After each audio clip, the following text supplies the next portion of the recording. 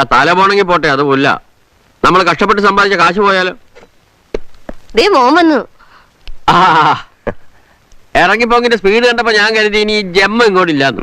ഇപ്പോഴത്തെ തിരിച്ചു വരവിന്റെ ഉദ്ദേശം എന്താണാവോ? പണം വേണമായിരിക്കും അല്ലേ? തരില്ല. എനിക്ക് വേണ്ടായേ, കാശ് കിട്ടി. ഞാനൊരു ബിസിനസ് തുടങ്ങി. എന്ത് ബിസിനസ്സാ മോനെ? ഇലക്ട്രിക്കൽ ഗുഡ്സ്, ക്രോക്കറീസ്, റെക്കോർഡ്സ് എല്ലാം ചേർത്ത് ഒരു വലിയ ഷോറൂം. അപ്പൊ കാശ് കുറെ ആയി കാണുമല്ലോ. കയ്യിൽ നിന്ന് 1.5 ലക്ഷം രൂപയായി. കുറച്ച് ബാങ്ക് ലോണിനുള്ള വഴി ഒപ്പിച്ച് വെച്ചിട്ടുണ്ട്. നിനക്ക് എവിടെ നിന്നാണ് 1.5 ലക്ഷം രൂപ? അച്ഛൻ പറഞ്ഞെന്ന വഴി കൂടെ തന്നെ ഉണ്ടാക്കിയത്. വഴി കാണിച്ചു തന്നതിന് നന്ദി പറയാൻ വേണ്ടി വന്ന ഇപ്പം. ഞാൻ കാണിച്ച വഴിയോ? ഏത് വഴി? മോഷ്ടിക്കാൻ പറഞ്ഞില്ലയോ? മോഷ്ടിച്ചു. ഒരിടത്ത് കുറച്ച് കാശ് ഇരിപ്പുണ്ടെന്ന് അറിഞ്ഞു. രാത്രി തന്നെ അവിടെ വലിഞ്ഞു കയറി. ഭാര്യയും ഭർത്താവും നല്ല ഉറക്കമായിരുന്നു. തലേന്റെ അടിയിൽ നിന്ന് താക്കോലെടുത്തു, സേഫ് തുറന്നു, കാശെടുത്തു. തലേന്റെ അടിയിൽ തന്നെ താക്കോൽ വെക്കുകയും ചെയ്തു. അവര് നിന്റെ പേര് കേസ് കൊടുത്ത് കാണും. അറിഞ്ഞിട്ടില്ല. ഇനിയിപ്പോ അറിയാൻ പോകുന്നേ ഉള്ളൂ. എവിടെന്നാ മോനെ നീ മോട്ടിച്ചത്? ഇവിടുന്ന് തന്നെ. ആ തെക്കേ പറമ്പ് വിറ്റ 1.5 ലക്ഷം രൂപ സേഫ് വെച്ച് പൂട്ടിയിരുന്നില്ലേ, അത് തന്നെ.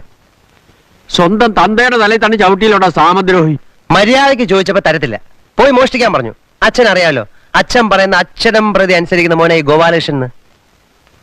നിന്നെ ഞാൻ പോലീസിനെ കൊണ്ട് പിടിപ്പിച്ച് ജയിലിലാക്കും. പോലീസിനെ വേഗം വിളിച്ചാട്ട്. കണക്കില്ലാതെ ഇൻകം ടാക്സ് വെട്ടിച്ച കാശല്ലേ ഇത്? പോലീസ് കേട്ടെ ഞാൻ പറയും. ഇനി എവിടെല്ലാം എത്രയെല്ലാം കാശ് പൂഴ്ത്തി വെച്ചിട്ടുണ്ടെന്ന് എനിക്കറിയാം. എല്ലാത്തിന്റെ ലിസ്റ്റ് എന്റെ ഉണ്ട്. എന്നിട്ട് നമുക്ക് രണ്ടു കൂടെ ഒരുമിച്ച് ജയിലിപ്പാം. എടി കല്യാണി, എടി സത്യം പറഞ്ഞോ, ഇവൻ ആരുടെ മോനാ? എന്റെ മോൻ തന്നെയാണോ? ഇപ്പഴാ എനിക്ക് തീർച്ചയായത് ഇവൻ നിങ്ങളുടെ മോൻ തന്നെയാണെന്ന്. ഇല്ലെങ്കിൽ ഇത്രയും കുരുത്തക്കെടാൻ ചെയ്യത്തില്ല.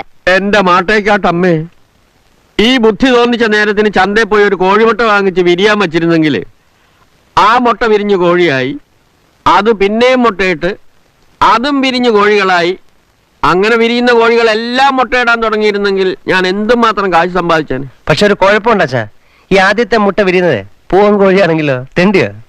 അതാണല്ലോ ഇപ്പൊ സംഭവിച്ചിരിക്കുന്നത്. എന്നാൽ 1.5 ലക്ഷം രൂപ എന്റെ സേഫിനകത്ത് ഇരിക്കുവായിരുന്നല്ലോ. എന്റെ പൊന്നു മോനല്ലേ, എന്റെ പൊന്നു ഗോപാലകൃഷ്ണ, അച്ഛന്റെ കാശ് കൊണ്ട് മടക്കിത്താ.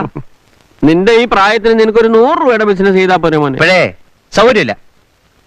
തീർച്ചയാണോ? തീർച്ചയായും എറണാ പണിക്ക് കൊടുത്തു പോകാൻ തന്നെ വന്നത്. പിന്നെ ഒരു ഗുഡ് ബൈ പറഞ്ഞിട്ട് പോകാന്ന് കരുതി. Good bye. അങ്ങനെ തന്നെ. എന്റെ ഈശ്വര, എന്റെ കുഞ്ഞിനൊന്നും വരുത്തല്ലേ.